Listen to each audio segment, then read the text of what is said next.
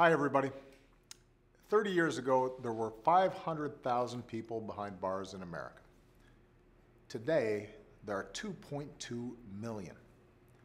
The United States is home to 5% of the world's population, but 25% of the world's prisoners. Every year, we spend $80 billion to keep people locked up. Now, many of the folks in prison absolutely belong there.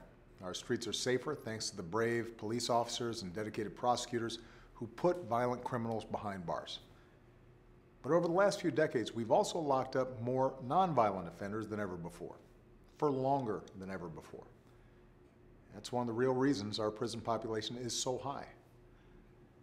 Ever since I was a senator, I've talked about how in too many cases our criminal justice system is a pipeline from underfunded schools to overcrowded jails. And we've taken steps to address it. We've invested in our schools to give at-risk young people a better shot to succeed. I've signed a bill reducing the 100-to-1 sentencing disparity between crack and powder cocaine. I've commuted the sentences of dozens of people sentenced under old drug laws we now recognize were unfair. The Department of Justice has gotten smart on crime, refocusing efforts on the worst offenders, and pursuing mandatory minimum sentences less frequently. Still, much of our criminal justice system remains unfair. In recent years, more of our eyes have been opened to this truth, and we can't close them anymore. Good people of all political persuasions are eager to do something about it. Over the next few weeks, I'll travel the country to highlight some of the Americans who are doing their part to fix our criminal justice system.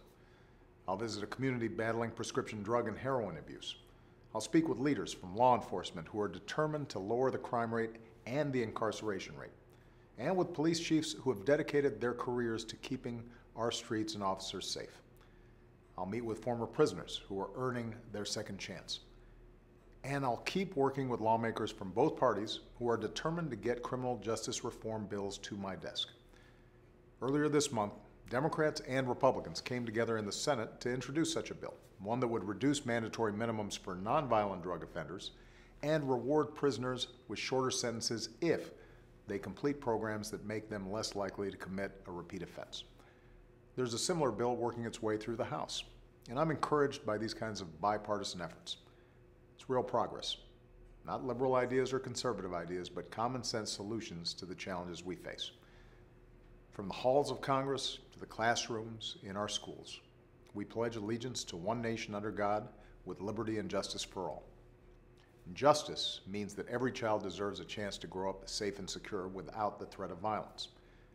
Justice means that the punishment should fit the crime.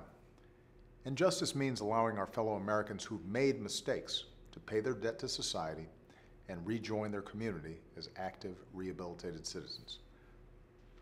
Justice has never been easy to achieve, but it's always been worth fighting for. And it's something I'll keep fighting for as long as I have the privilege to serve as your president. Thanks, and have a great weekend.